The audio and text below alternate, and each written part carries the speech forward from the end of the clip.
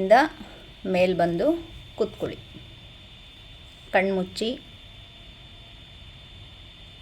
ಉಸಿರಾಟವನ್ನು ಗಮನಿಸ್ಕೊಳ್ಳಿ.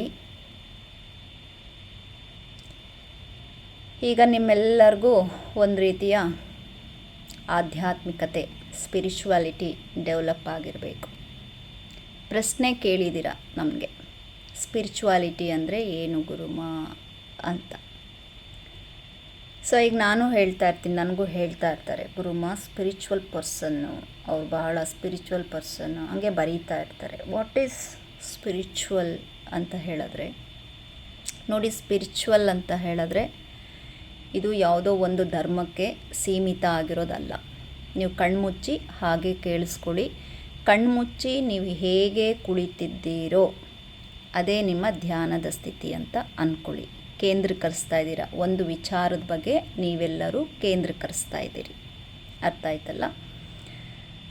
ಮತ್ತೊಮ್ಮೆ ನಿಮಗೆ ಹೇಳ್ತಾ ಇದ್ದೀನಿ, ಸ್ಪಿರಿಚುವಾಲಿಟಿ ಅನ್ನೋದು ಯಾವುದೇ ಧರ್ಮಕ್ಕೆ ಸೀಮಿತ ಆಗಿರೋದಲ್ಲ, ಅಥವಾ ಪೂಜೆ, ವ್ರತ, ಮಠ ಅಥವಾ ಮಂದಿರಗಳಿಗೆ ಮಾತ್ರ ಸೇರಿದ್ದು ಅನ್ನೋದು ತಪ್ಪು.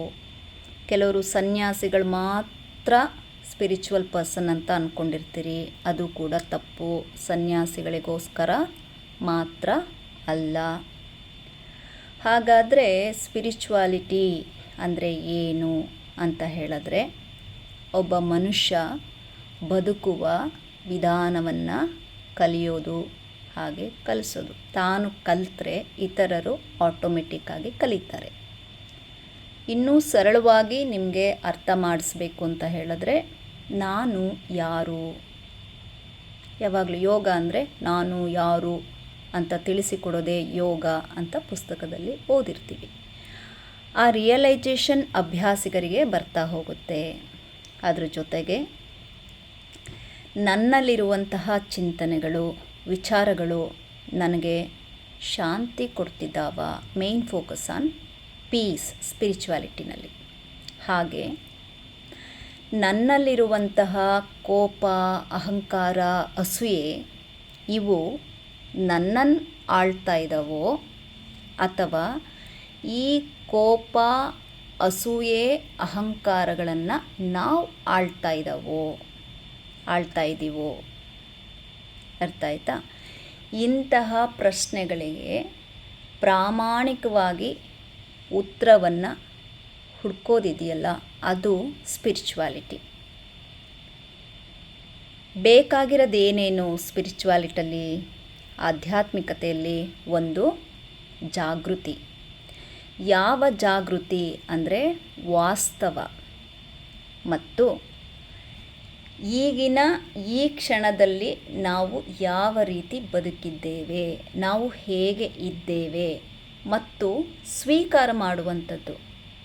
ಅದು ಜಾತಿಯ ವಿಚಾರದಲ್ಲಾಗಲಿ, ಅಥವಾ ಹಣಕಾಸಿನ ವಿಚಾರದಲ್ಲಾಗಲಿ, ಅಥವಾ ನಮ್ಮ ಜವಾಬ್ದಾರಿಯ ವಿಚಾರದಲ್ಲಾಗಲಿ, ಜೀವನದ ಸತ್ಯವನ್ನು ಒಪ್ಪಿಕೊಳ್ಳುವಂಥದ್ದು. ಹೌದು, ನಾನು ಒಬ್ಬ ಹೇರ್ ಕಟ್ ಮಾಡೋನು, ಹೌದು ಇದು ಸತ್ಯ, ನಾನು ಒಪ್ಕೊಂಡಿದ್ದೀನಿ, ಇದು ನನ್ನ ವೃತ್ತಿ. ನಾನು ಒಬ್ಬ ಶಿಕ್ಷಕ, ಹೌದು ನಾನು ಒಪ್ಕೊಂಡಿದ್ದೀನಿ, ಇದು ನನಗೆ ಈ ಜನ್ಮದಲ್ಲಿ ಬಂದಿರುವಂತಹ ಒಂದು ಒಳ್ಳೆಯ ಕರ್ಮ, ದೇವರಿಂದ ಬಂದಿರುವಂಥದ್ದು, ನಾನು ಮಾಡ್ತಾಯಿದ್ದೀನಿ. ನಾನು ಕಾನ್ಸ್ಟೇಬಲ್, ಎಸ್ ಸ್ವೀಕಾರ ಮಾಡ್ತಾಯಿದ್ದೀನಿ, ಇದು ನನಗೆ ಸಿಕ್ಕಿರುವಂತಹ ಒಂದು ಉಡುಗೊರೆ. ನಾನೊಬ್ಬ RSI, ನಾನೊಬ್ಬ PSI, ನಾನೊಬ್ಬ SI, ನಾನೊಬ್ಬ IPS, ನಾನೊಬ್ಬ ಕಮಾಂಡೆಂಟ್, ನಾನೊಬ್ಬ SP. ಎಲ್ಲವೂ ಪ್ರತಿಯೊಂದನ್ನು ಇರುವುದನ್ನು ಇರುವ ಹಾಗೆ ಸ್ವೀಕಾರ ಮಾಡಿಕೊಳ್ಳುವಂಥದ್ದು. ಹಾಗೆ ನಮ್ಮೊಳಗೆ ನಾವು ಶಾಂತಿಯನ್ನು ಹುಡ್ಕುವಂಥದ್ದು. ಶಾಂತಿ ಹೊರಗೆಲ್ಲೂ ಸಿಗಲ್ಲ, ಫಸ್ಟ್ ನಮ್ಮಲ್ಲಿ ನಮಗೆ ಶಾಂತಿ ಸಿಗಬೇಕು. ಆ ಶಾಂತಿ ನಮಗೆ ಅನುಭವಕ್ಕೆ ಬರಬೇಕು ಅಂದರೆ ನಮ್ಮಲ್ಲೂ ಕರುಣೆ ಇರಬೇಕು. ಆಗ ಬೇರೆಯವ್ರಿಗೂ ಕರುಣೆ ತೋರ್ಸೋಕ್ಕೆ ಸಾಧ್ಯ ಆಗುತ್ತೆ. ಎರಡೂ ಕಡೆ ಕರುಣೆ ಇದ್ದಾಗ ಆಟೋಮೆಟಿಕ್ಕಾಗಿ ನಮಗೆ ಒಂದು ಶಾಂತಿ ಲಭಿಸುತ್ತೆ. ಇವೆಲ್ಲ ಎಲ್ಲಿಂದ ಸಿಗುತ್ತೆ? ನಮ್ಗೆ ಶಾಂತಿ ಎಲ್ಲಿಂದ ಸಿಗುತ್ತೆ? ಸತ್ಯನ ನಾವು ಹೇಗೆ ಒಪ್ಕೋಬೇಕು, ಹೇಗೆ ಅವೇರ್ನೆಸ್ ತಗೋಬೇಕು ಅಂದರೆ ದಟ್ ಈಸ್ ಧ್ಯಾನ, ಯೋಗ. ಬಿಗಿನಿಂಗಲ್ಲಿ ನಿಮಗೆ ಮೌನ ಧ್ಯಾನ ಮಾಡಿ ಅಂತ ಹೇಳ್ತೀನಿ. ಈಗಲೂ ಮೌನವಾಗಿದ್ದೀರಿ, ಆದರೆ ಶಬ್ದಗಳನ್ನು ಸ್ವೀಕಾರ ಮಾಡ್ತಾ ಇದ್ದೀರಿ. ಇವೆಲ್ಲ ಏನಾಗುತ್ತೆ, ಸ್ಪಿರಿಚುವಾಲಿಟಿಗೆ ದಾರಿಯನ್ನು ತೋರಿಸುವಂತಹ ಸಾಧನಗಳು. ನಿಮಗೆ ಇನ್ನೂ ಸಿಂಪಲ್ಲಾಗಿ ಒಂದೇ ಸಾಲಿನಲ್ಲಿ ಅಥವಾ ನಿಮಗೆ ಸರಳವಾಗಿ ಅರ್ಥ ಮಾಡಿಸ್ಬೇಕು ಅಂತ ಹೇಳಿದ್ರೆ, ಸ್ಪಿರಿಚುವಾಲಿಟಿ ಅಂತ ಹೇಳಿದ್ರೆ ದೇವರನ್ನು ಹುಡ್ಕೊಂಡು ಹೋಗೋದಲ್ಲ. ನಾನು ತಿರುಪತಿಗೆ ಹೋದೆ, ನಾನು ಮೆಕ್ಕಕ್ಕೆ ಹೋದೆ, ನಾನು ಚರ್ಚ್ಗೆ ಹೋದೆ, ದೇವ್ರನ್ನ ಹುಡ್ಕೋದಲ್ಲ. ನಮ್ಮೊಳಗಿರುವಂತಹ ಮನುಷ್ಯತ್ವವನ್ನು ಕಂಡುಕೊಳ್ಳೋ ಅಂಥದ್ದು. ನಮ್ಮಲ್ಲಿರುವಂತಹ ಮನುಷ್ಯತ್ವವನ್ನು ನಾವೇನು ಕಂಡುಕೊಳ್ತೀವಲ್ಲ, ಅದು ಸ್ಪಿರಿಚುವಾಲಿಟಿ. ಹಾಗೆ ನಮ್ಮ ಧಾರವಾಡದಿಂದ ಒಬ್ರು ಯಾರೋ ಹೇಳಿದರು, ನಾನು ಭಾಳ ಚೆನ್ನಾಗಿದ್ದೆ ಗುರುಮ, ಒಬ್ಬರು ಒಳ್ಳೆ ರ್ಯಾಂಕಲ್ಲಿದ್ದಾರೆ, ಯಾಕೋ ಏನೋ ಗೊತ್ತಿಲ್ಲ, ಒಂದು 6 ತಿಂಗಳಿಂದ ನಮ್ಗೆ ಯಾರೋ ಏನೋ ಮಾಡಿಸ್ಬಿಟ್ಟಿದ್ದಾರೆ ಬ್ಲ್ಯಾಕ್ ಮ್ಯಾಜಿಕ್. ಒಂದೇ ಒಂದು ಅರ್ಥ ಮಾಡ್ಕೊಳ್ಳಿ, ದೇವರು, ದಿಂಡ್ರು, ಮಾಟ, ಮಂತ್ರ ಅನ್ನೋ ಹೆಸರಲ್ಲಿ ಈ ಮುಗ್ಧ ಜನರ ಭಯ ಏನಿರುತ್ತೆ, ಓಕೆ, ಅವ್ರ ಮೇಲೆ ಎಲ್ಲರೂ ಆಟ ಆಡ್ತಾರೆ. ಅವರ ಭಯವನ್ನು ಇತರರು ಈಗ ಸಮಾಜದಲ್ಲಿ ವ್ಯಾಪಾರ ಮಾಡ್ಕೊಂಡಿದ್ದಾರೆ. ವ್ಯಾಪಾರ ಅಂದರೆ ಹಣಕಾಸನ್ನು ಇಟ್ಕೊಂಡೇ ವ್ಯಾಪಾರ ಮಾಡಬೇಕು ಅಂತ ಇಲ್ಲ, ನೆನ್ಪಿಟ್ಕೊಳ್ಳಿ. ನಿಮ್ಮ ಭಾವನೆಗಳು ನಿಮ್ಮನ್ನೆಲ್ಲ ಅವರ ಅನುಯಾಯಿಗಳಾಗಿ ಮಾಡ್ಕೋಬೇಕು. ನಂಬಿಕೆಯನ್ನು ದೋಚೋ ಅಂಥದ್ದು. ಅವರು ದೇವ್ರ ಸೇವೆ ಅಂತ ಅವ್ರು ಅಂದ್ಕೊಂಡಿರ್ತಾರೆ, ಆದರೆ ಅದು ನಿಜವಾಗ್ಲೂ ಮಾಡ್ತಾ ಇರೋವಂತಹ ಮೋಸ. ದೇವರು ಯಾವತ್ತೂ ಯಾರನ್ನು ಹೆದರಿಸಲ್ಲ. ಯಾರು ಯಾವ ಮನುಷ್ಯನೇ ನೀನು ಕ್ಯಾನ್ಸರ್ ಆಗಿಬಿಟ್ಟಿದ್ಯಾ, ನೀನು ಸತ್ತೋಗ್ಬಿಡ್ತೀಯಾ, ನಿನಗೆ ಈ ಸಲ ಹಾರ್ಟ್ ಅಟ್ಯಾಕ್ ಆಯಿತಾ, ಅಷ್ಟೇ ನೆಕ್ಸ್ಟ್ ಹಾರ್ಟ್ ಅಟ್ಯಾಕಲ್ಲಿ ನೀನು ಸತ್ತೋಗ್ಬಿಡ್ತೀಯಾ, ನೋಡು ಈ ಪೂಜೆ ಮಾಡು, ನೋಡು ಇದು ಮಾಡು, ಅದು ಮಾಡು. ಮೊದಲು ನಿಮ್ಮೊಳಗಿರುವಂತಹ ಭಯವನ್ನು ನೀವೆಲ್ಲ ಗೆಲ್ಲಬೇಕು.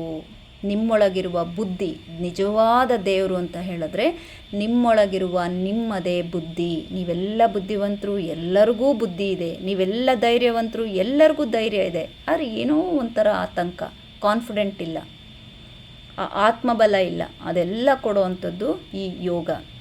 ಹಾಗಾಗಿ ನೀವು ಏನೇ ಆಗಿರಿ ಸಮಾಜದಲ್ಲಿ, ನಿಮ್ಮ ಬುದ್ಧಿ, ಧೈರ್ಯ, ಆತ್ಮಬಲ ಇವನ್ನು ಯಾರಿಗೂ ನೀವು ಮಾರ್ಕೊಳ್ಳೋಕೆ ಹೋಗಬೇಡಿ. ನೆನಪಿರಲಿ, ಯಾರಾದರೂ ನಿಮಗೆ ಹೆದರಿಸ್ತಾ ಇದ್ದಾರೆ, ನಿಂಗೆ ಹಿಂಗಾಗಿದೆ ಹಾಗಾಗಿದೆ ಅಂತ ಅಂದರೆ ಅವ್ರು ಯಾರು ನಿಮ್ಮ ಹಿತಚಿಂತಕರು ಅಲ್ಲ. ಓಕೆ, ನಮ್ಮ ನಂಬಿಕೆಯನ್ನು ಯಾರು ಕಿತ್ಕೊಳ್ತಾರೆ ಅವರು ಯಾರು ದೇವರ ಭಕ್ತರಲ್ಲ. ಹಾಗೆ ನೀವು ನಿಮಗೆ ಯಾವುದೇ ಪ್ರಶ್ನೆಗಳಿದ್ರೂ ನನಗೆ ವೈಯಕ್ತಿಕವಾಗಿ ನೀವು ಕಳಿಸಿದ್ರೆ ನಾನು ಖಂಡಿತ ನಿಮ್ಮ ಎಲ್ಲ ಪ್ರಶ್ನೆಗೂ ನಾನು ಉತ್ತರವನ್ನು ಕೊಡ್ತೀನಿ. ಮೇನ್ ಬೇಕಾಗಿರೋದು, ಯಾವುದೇ ಸಮಸ್ಯೆಗೆ ನೀವು ಹುಡುಕುವಂತಹ ಒಂದೇ ಪರಿಹಾರ, ಒಂದು ಮೆಡಿಸಿನ್ ಅಂತ ಅಂದರೆ ಅವು ಆ ಮಂತ್ರ ಈ ಮಂತ್ರ ಅನ್ನೋದಲ್ಲ, ಜ್ಞಾನ. ಅದ್ರ ಬಗ್ಗೆ ಸರಿಯಾದ ರೀತಿಯಲ್ಲಿ ನೀವು ಜ್ಞಾನವನ್ನು ಪಡ್ಕೊಳ್ಳೋದಕ್ಕೆ ಪ್ರಯತ್ನ ಮಾಡಿ. ಜ್ಞಾನ, ಪ್ರೀತಿ, ಒಂದು ನಗು, ಸಹಬಾಳ್ವೆ, ಶಿಸ್ತು, ಸಹಕಾರ ಎಷ್ಟು ಚೆನ್ನಾಗಿರುತ್ತೆ ನೋಡಿ. ಈ ಮಾಟ ಮಂತ್ರ ಅನ್ನೋದು ಯಾವಾಗಲೂ ಬರೀ ಯಾರ ಮನಸ್ಸು ದುರ್ಬಲ ಆಗಿರುತ್ತೆ ಅವ್ರಿಗೆ ಅದು ಒಂದು ಕಟ್ಟಿರುವಂತಹ ಭ್ರಮೆ, ನೆನಪಿರಲಿ. Okay, right. So rub the palm, place on your eyes. ಹಸ್ತವನ್ನು ಉಜ್ಜಿ ಕಣ್ಗಳ ಮೇಲಿಡಿ, ಕೈಗಳನ್ನು ಕೂಡ ಉಳಿಸಿ ಕರದರ್ಶನವನ್ನು ಮಾಡಿ ಮುಂದೆ ಬಾಗಿ. ಈಗ ನೀವೇನು ಕೇಳಿಸ್ಕೊಂಡ್ರಿ ಇದೇ ಮಂತ್ರ ಅಂತ ಅಂದ್ಕೊಳ್ಳಿ. ಇದೇ ಇನ್ನೊಂದು ರೀತಿಯ ಜ್ಞಾನ ನಿಮ್ಮಲ್ಲಿ ವೃದ್ಧಿ ಆಯಿತು ಅಂತ ಅಂದ್ಕೊಳ್ಳಿ. ಧನ್ಯೋಸ್ಮಿ. ಎಲ್ರಿಗೂ ಒಳ್ಳೆಯದಾಗಲಿ. ಓಕೆ, ಈಗ ನಿಮಗೆ ಗೊತ್ತಾಯ್ತಲ್ಲ ವಾಟ್ ಈಸ್ ಆಧ್ಯಾತ್ಮ, ವಾಟ್ ಈಸ್. ಈಗ ಏನೋ ಒಂದು 108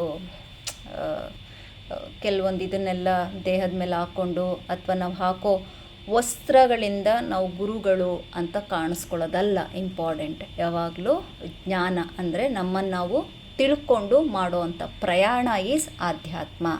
ದೇಹ, ಮನಸ್ಸು ಮತ್ತು ಆತ್ಮದ ಒಳಗಿರುವಂತಹ ಒಂದು ಸತ್ಯವನ್ನು ಅರ್ಥಕೊಂಡು ಆ ನಿಟ್ಟಿನಲ್ಲಿ ಯಾರು ಚಿಂತನೆ ಮಾಡ್ತಾರಲ್ಲ ಅದು ಆಧ್ಯಾತ್ಮಿಕತೆ. ಹೋಪ್ ಎಲ್ಲರಿಗೂ ಅರ್ಥ ಆಗಿದೆ. ಅರ್ಥ ಆಗಿದೆಯಾ?